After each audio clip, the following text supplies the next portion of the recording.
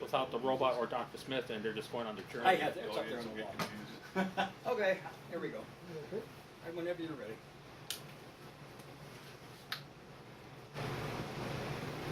Look, interested trivia, my cutaway shot. And action. So you had a radio station that came about in an odd manner. Very odd manner. When I was 12, okay, oh, that's right. When I was 12 years old, I had a friend who had a neighbor that worked at a Cleveland radio station, he was an engineer. He had a lot of the equipment in his house, and he ran wires from his house to my friend's house, and he put us on the air. He had a transmitter and all the stuff needed to put a station on the AM dial. We had turntables, a mixer, a microphone, and at 12 I was playing records. And this is one of two newspaper articles I still have to this day from 1960 about that station. And that actually piqued my interest in top 40 radio and rock and roll. Here's the other one. And to this day, I still enjoy playing records.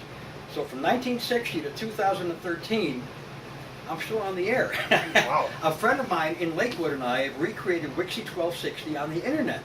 If you go to Wixie1260online.com, you'll see our station's website, and we stream 24/7, and we play Wixie jingles, Wixie music, Wixie air checks, and it's a lot of fun.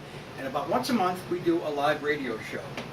I go down to Lakewood and I play records along with a woman named Lisa Jordan, who's from Akron, who found us, and we do a joint radio show. It's a heck of a lot of fun. That sounds like fun. Yeah, it is. And so you got all this radio stuff, and you have a pretty extensive collection of radio air I checks? do. In fact, on that wall I have about 307-inch reels, which is it's on my closet actually. It's a venerable history of Cleveland radio going back to 1963 up through the disco era, about 1978. And then when I got into video, I said, well, there just aren't enough hours in a day to follow radio and video, so goodbye radio, hello video. And I was like collecting video full time. And radio kind of just fell by the wayside. But now you crawl a little bit back into radio. Yeah, just with this For online fun. Wixie 1260 station, right. That's awesome. That's Yeah. awesome. Hey, it's a A lot busy of fun. guy. It's a good thing you're retired then, I Yeah, guess. because there's not enough hours in a day to do what I want to do. You There have really to isn't. make a longer day. Yeah, It's there almost you go. interview. I was just going to mention that you have a website. I think your website was actually mentioned in the New York Times article, and you yourself was mentioned by Yes, the it U.S. was. News and World Report. Yes, it was. USA Today and U.S. News and World Report, you're right. Jump cut? Sorry. Sorry. Well, you guys keep bringing the stuff up, but luckily I know where all this We stuff try to is. come prepared. We know what we're. Well, luckily I know where all this stuff is. I'm just gonna edit the whole thing where jump cut, jump cut. I feel like this is the life and times of Ray Glasser here. Jump cut. Okay. As Goliath would say, back on the star. Stand up. Okay, you need another cutaway. You need Rich to look interested again. Or you can just zoom in on this if you want. Okay. Tilt it up a little bit. Okay. And we are rolling and action. Back in 1986, some guy from USA Today found me and talked to me about my video collection. Here's the result. My first claim to fame when I was in the USA Today Sunday magazine, with part of my collection in the background and my SLJ7 Japanese Betamax with me. And since then I have been featured in USA Today, U.S. News and World Report, the New York Times, and the Plain Dealer, all for my Betamax website. And you've my written a Betamax lot of collection. articles yourself for magazines, right? I've written over the years for a lot of video magazines, yes. And plus I did that tech report for the Nightlife Show from Orlando, Florida in the 80s for 6 years, so yeah, I've been busy. I've been busy. Kept busy. Yes, yes it is. Well, I mean, hey, this was cool. It was very cool. This was Thank you. cool. I got so many other questions, but we'll be here forever. I was going to say, what was your the oddest request from somebody? I mean, is that something that you could never find for somebody? That if someone wanted a request from a TV show or a movie that you just couldn't find, or? There was actually a TV show I could not find until about 1987 or 8. I wanted to find the Y50 pilot called Cocoon in movie form, not a TV show, because I remember seeing it as a movie. Some guy found it from England, had it converted from PAL to NTSC, so we can watch it here in America, and it's up there to this day on beta. I finally got it. So now I have the movie version with no breaks, no fades to black, and the TV version where it fades to black and you have 4 seconds. So I got both. Very, very hard to find, but I got it. Now let me ask you this then. Do Yeah. you ever go to like garage sales and stuff like that? And you see people, no, never? A lot of people do. A lot of people I know on Facebook say, "Hey, I found this at a garage sale for $5." And I'm yawn, that's nice. I pretty much have everything I'm looking for.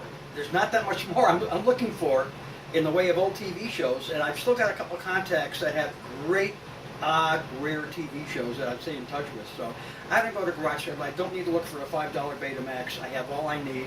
I have all the tapes I need, and if something odd comes along, I usually find out about it somehow.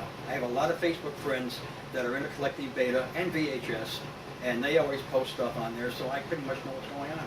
Well, I should have figured it out myself and figuring out he came up with the system to go through all this by sitting on the couch in front of the TV. Right. So I should have figured he's not going to be out looking through boxes of stuff. Where do I have it? I wish I was just half as organized. I wish our set was as half as organized as. Hey Rocco, we should have him come down to the set and teach us some organizing tricks. Might be There able you to go. find some props and stuff, you know. Yeah. Well, I mean, it was fantastic sharing time with you and learning that there's Well, I somebody out thank there you guys for keeping invading Dragon my Balls. home. Yeah, And, well, no, it's been a lot of fun. I mean, look at all the other stuff we didn't talk about. So, I mean, all Oh, your yeah. autographs, your collection, Right. George Reeves, the original Superman, the best. Not Right. the original, but the best. Kirk Allen was really number Kirk one. Allen was Yeah, number there you one, go. but Yeah, still not as good as George Reeves. in my right. opinion. I agree. I agree. But, That was but kind of tacky. yes. It really Oh, was. what are you gonna It do? was.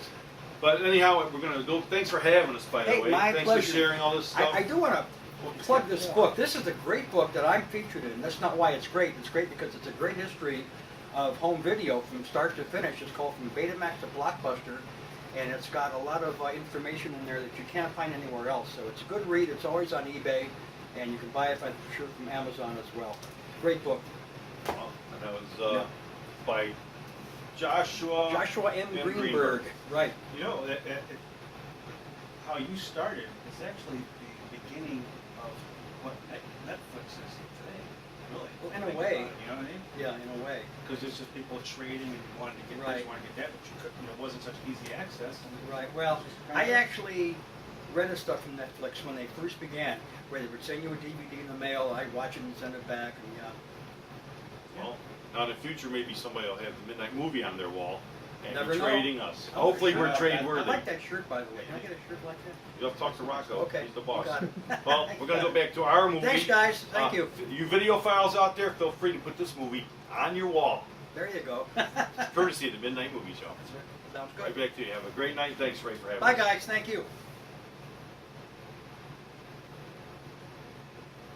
All right.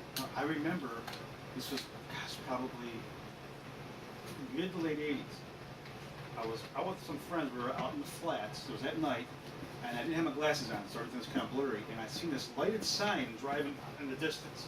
Okay, now what it was in actuality was a promotion for Camel Wide cigarettes. So you had wides on this big banner. Oh, yeah. Going through. Well, not being able to see clearly, I thought it said videos.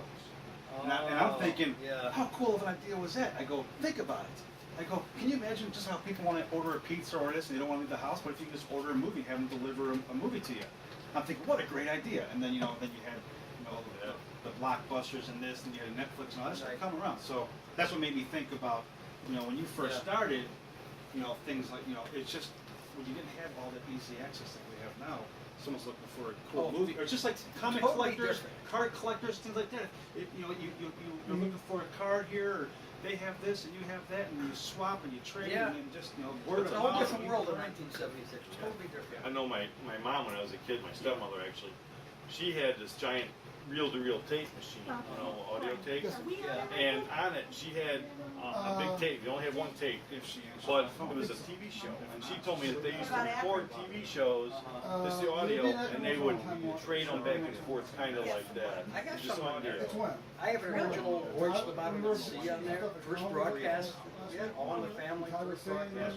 But yeah, it's just weird that Right, somebody's gonna- yeah. they couldn't get the show, so they're gonna listen to the audio. Well, that's why video was so important to me. Now you can see me. It's Or tells her to do something. I've been recording things. This event. Thank you guys for a most interesting Sunday afternoon. This was a lot of fun.